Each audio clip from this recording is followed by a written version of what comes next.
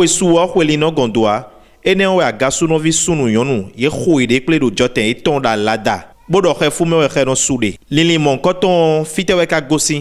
Lilion mi mominde do Facebook dit. Pratiquement Emmanuel Agasuno pour de Niepo.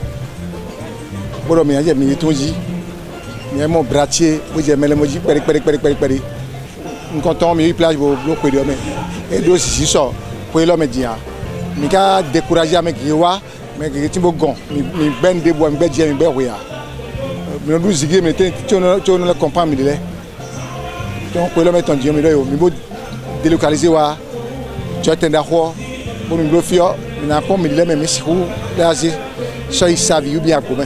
Awa yeta on mi parce que à vivre là wa no kucheji. Ni no ire wa mo. Mi bo sunu kuche meta. On a deux benous, ma wedo me podo renouer mi jodi yoko. Mais ma aussi podo me se kutere se on don tode. On me kana temo ka boss ko do me so na su ko wuli. Cadre me po. Nous me jo me tant le mi me po. Donc mi no amblo ba era glada. On me na tu me de bana dominer ko. Bon FIFA na tino wendo bitome. Do temon kotomeo a cho we au rang. A Johan le biek pikoda.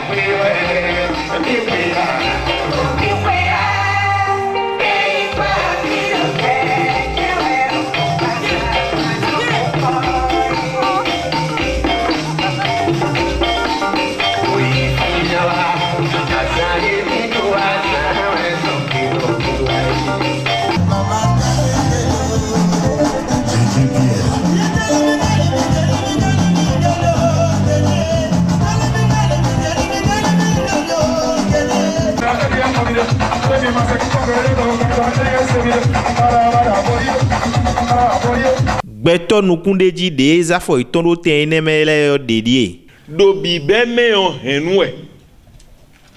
E kanale avo henwe. Nu mi don de kuyi henwo mi wa nu indo. Mi na pa mi dele be na vivi nu mi dele. Do me mi yon utu.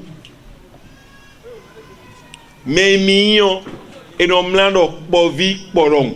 Nous avons amené le fier de Roméo à Kassovi, sous la Kassovi, on peut nous sifier.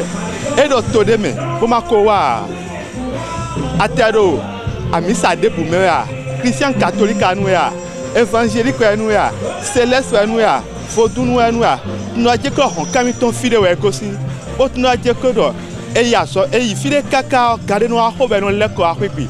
Nous avons pas mes filles, mais nous avons nos couleurs, à ça, faut voir nous.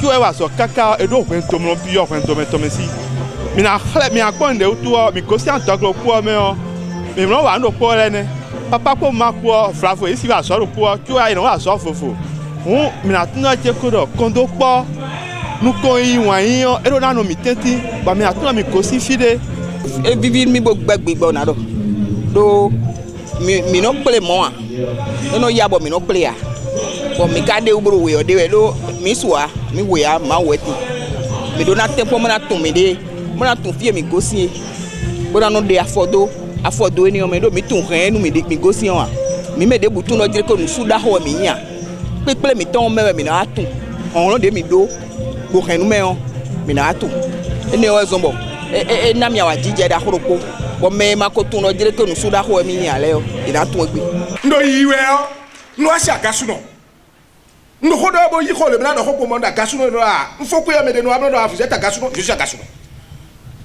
no gbedito mi la fe do ko mi do de po en niki kandi kalale gogunu ah we god en le am opportunité bo mi be no e o di ona je kikaji bon je fi de bo fo yen sunu cambio do a fi lo te famille gasuno le do fia ma gba che e jire mi kaka bo fo nka ho bi o me ini ki bo mo famille a gasu no bo mo ba do en da ko bi bo no vi mi tole bo sa ko do me ko mi tole tu le mo ba ti do yi bon mi mo bla que do et 77 bon mi ka 42 mais toi mi tole ka bi mi tole ya mi bo ko pe mi de